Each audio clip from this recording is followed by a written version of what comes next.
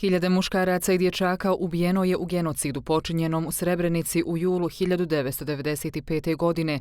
Prekinuta su djetinjstva, ubijena mladost i uništeni životi velikog broja majki koje se i danas, 26 godina poslije, bore za pravdu i da odgovorni budu kažnjeni.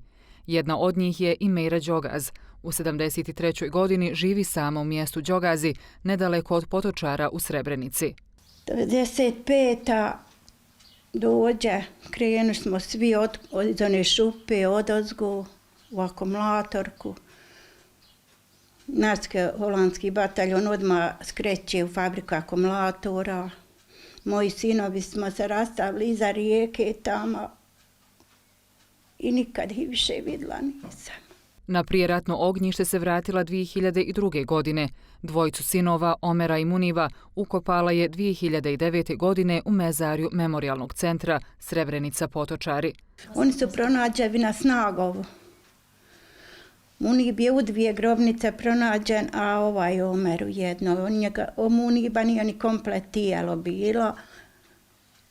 Puno mu je tijela fala, ja sam pristala da se ukopaju ova dvojica, da znam gdje su im, makar koliko ima tije kostiju, da znam, da mogu doći, da proučim svojoj djeci Fatihe i eto tako.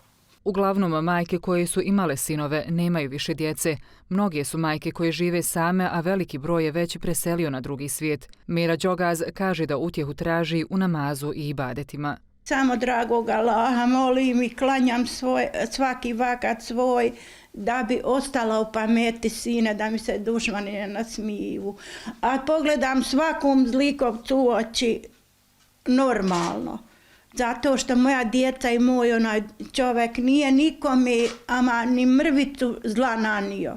Do sada su svoj smiraj u mezarju Memorijalnog centra pronašle 6652 žrtve genocida u Srebrenici, a za posmrtnim ostacima više od 1500 još uvijek se traga. U potrazi za posmrtnim ostacima ubijenih Srebreničana forenzičari su do sada otkrili čak 93 masovne grobnice.